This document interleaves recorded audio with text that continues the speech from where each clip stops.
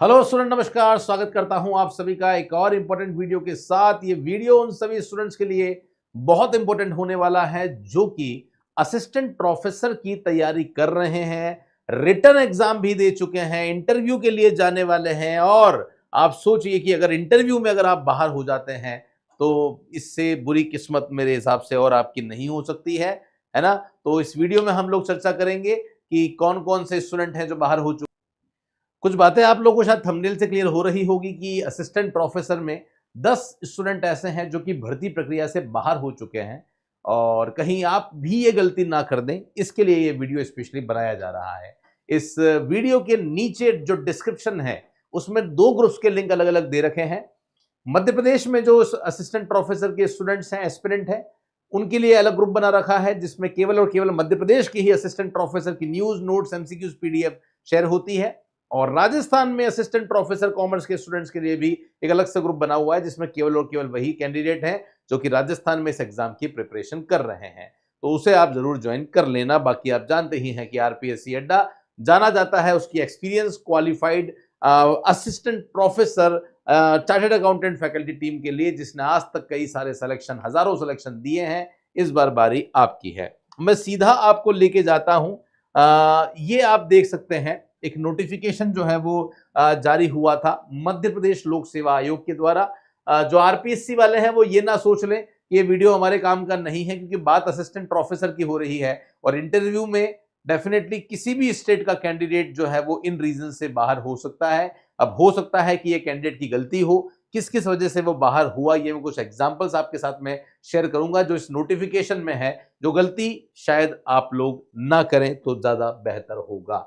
ये आप देख सकते हैं एक नोटिफिकेशन जो है वो जारी किया गया था 25 फरवरी का, मध्य प्रदेश लोक सेवा आयोग एमपीएससी के द्वारा जारी किया गया था। लिखा हुआ है साफ साफ कि सहायक प्राध्यापक मतलब असिस्टेंट प्रोफेसर कॉमर्स परीक्षा 2022 के पद हेतु उम्मीदवारी जो है वो रखी थी, निरस्त किए जाने से संबंधित ये सूचना आपको यहाँ पे दे रखी है। और यहाँ पे इन्होंने ये बोल दिया है कि जो नोटिफिकेशन है वो जारी किया गया था, इस नोटिफिकेशन में विज्ञापन जारी हुआ था, परिणाम जो है वो आ गया था। फिर इन्होंने ये बोल दिया है कि हमने इस विज्ञापन में एजुकेशनल क्वालिफिकेशन बताई थी। तो सबसे पहले इन्होंने क्या बोला वो साइड में रखकर पहले बात कर लेते हैं कि असिस्टेंट प्रोफेसर के लिए एक मिनिमम क्वालिफिकेशन क्या होनी चाहिए। तो क्योंकि आप कॉलेज में as a assistant professor job करने वाले हैं तो ऑब्वियसली आपके पास में पीजी, पोस्ट ग्रेजुएशन तो होना ही चाहिए, उसके बिना काम नहीं चल सकता।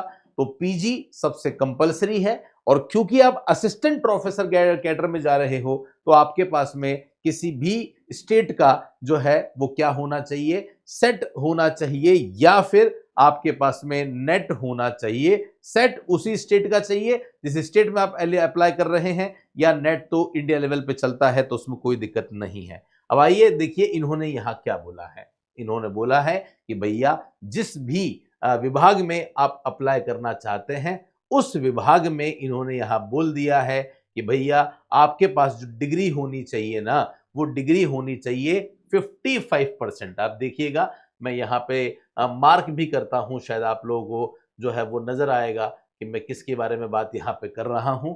बात यहाँ पे कितने प्रतिशत के बारे में बात की गई है, तो यहाँ पे आपको दिख रहा होगा, ये रहा, आप देख सकते हैं 55%। कितने परसेंट होना चाहिए, कितने परसेंट होना चाहिए, तो आप देख सकते हैं 55% जो है वो यहाँ पे आपका होना चाहिए। क्या होना चाहिए सर?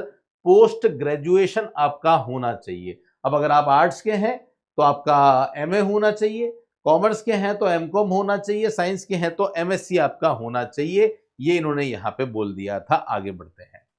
फिर इन्होंने ये बोला है कि और क्या होना चाहिए साहब, तो और आपके पास में जो है वो क्या होना चाहिए, और आपके पास में सेकंड पॉइंट में इन्होंने साफ साफ यहाँ पे क्लियर किया है। साफ साफ इन्होंने सेकंड पॉइंट में क्या क्लियर किया है, देखिएगा, आपके पास में नेट का सर्टिफिकेट भी होना चाहिए, है ना, जो यूजीसी के द्वारा किया जाता है। सीएसआईआर भी अगर है तो वो चल जाता है, जो कि साइंस वाले स्टूडेंट्स के लिए होता है। या फिर क्योंकि बात मध्य प्रदेश की हो रही है तो मध्य प्रदेश का जो सेट या स्लेट का एग्जाम है वो भी यहाँ पे एलिजिबल हो जाता है। ये भी इन्होंने यहाँ बोल दिया है। ठीक बात है, यही हम भी बोल रहे थे और यही ये भी बोल रहे हैं। आगे बढ़ते हैं। और क्या बोला है, फर्स्ट और सेकंड के अतिरिक्त जो भी व्यक्त किया गया है, जैसे कि ऐसे अभ्यर्थी जिनका 2009 के अनुरूप जिनका पीएचडी हुआ है ना, पीएचडी हुआ है, वो लोग भी एलिजिबल हो जाते हैं। ये सब आपकी सेकेंडरी कंडीशन है, बहुत कम स्टूडेंट इसमें आते हैं। ठीक है, डन है। ये मेन बात थी। बाकी सब जो चीजें हैं वो सामान्य रूप से होती है। अब बहुत सारे जो स्टूडेंट हैं उन्होंने यहाँ पे अप्लाई किया होगा और ये आप देख सकते हैं आयोग द्वारा सहायक प्राध्यापक परीक्षा 2022 लिखित परीक्षा का परिणाम 27/9/2024 में मुख्य भाग अ में कुल 334, प्राविधिक भाग ब में कुल 32 आवेदकों को इंटरव्यू के लिए जो है वो क्वालिफाइड घोषित किया जाकर आवेदकों को जो है वो निर्देशित यहां पे किया था। ये इन्होंने यहां पे बोल दिया है। अब देखिए, मैं आपको बता रहा हूं कौन कौन स्टूडेंट है जिनको बाहर किया है। मैं स्टूडेंट के नाम पे बहुत ज्यादा फोकस नहीं कर रहा हूं। ये जो स्टूडेंट है जिनको बाहर किया है, मैं फोकस कर रहा हूं निरस्ती के कारण से। मैं फोकस कर रहा हूं इनको निरस्त किए जाने का जो कारण है ना, वो उस कारण पे हम ध्यान यहां पे दे रहे हैं। तो आप देखिए, मैं इवन यहां पे स्टूडेंट को नहीं भी दिखाऊं ना तो भी काम चल जाएगा। स्टूडेंट का नाम जो है वो हम लोग चाहें तो हाइड कर दें, कोई दिक्कत नहीं है। ये हाइड हमने कर दिया है। हम तो सीधा वो आते हैं जहां पे मैं आपको लेकर जाना चाहता हूं। ये देखिएगा, एक कैंडिडेट है जो कि मेल कैंडिडेट है और कैटेगरी अनरिजर्व है। ओके, क्या कारण है?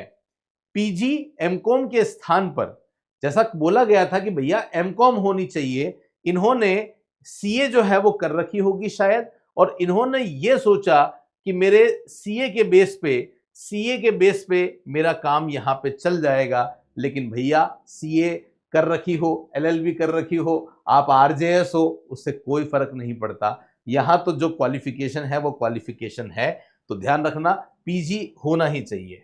दूसरा, फिर से सीए होने के कारण जो है वो दूसरा कैंडिडेट भी यहां पे इनएलिजिबल हो गया था। ये भी आप ध्यान देना।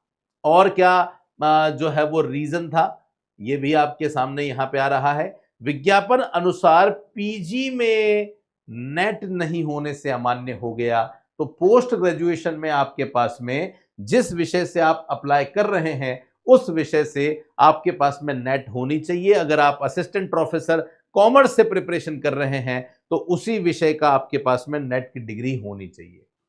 और क्या है देखिए, एमकॉम चाहिए था, इन्होंने भाई साहब एमबीए कर रखी थी और इनको ऐसा लगा कि हम यहां पे जो है वो अप्लाई कर सकते हैं और हम यहां पास हो सकते हैं। सोचो कितनी मेहनत करी होगी आपने। लेकिन मेहनत करने से पहले अगर आप ये सब चीजें पहले ही देख लेते तो शायद ज्यादा परेशान होने की आवश्यकता जो है वो नहीं होती। ये आप देखिएगा। ऐसे ही एक और कैंडिडेट है जिसने एमकॉम के स्थान पर सीए की उपाधि जो है वो करी थी, जिसकी वजह से वो क्या हो गया था, अमान्य हो गया था। ये मुझे लगता है कि आप लोगों को एक रीजन जो है वो पता चल गया होगा कि उम्मीदवारी जो निरस्त है वो क्यों की जा रही है। हालांकि फिर भी 7 दिन के अंदर अंदर जो है वो आपत्ति प्रस्तुत करने का जो विचार है वो यहाँ पे इनको दिया गया था। लेकिन यस गाइज, इससे आपको ये तो क्लियर हो गया होगा कि एक सही तरीके से जब तक जानकारी नहीं मिलती है तो बहुत ज्यादा समस्या जो है वो आप लोगों को हो जाती है ना।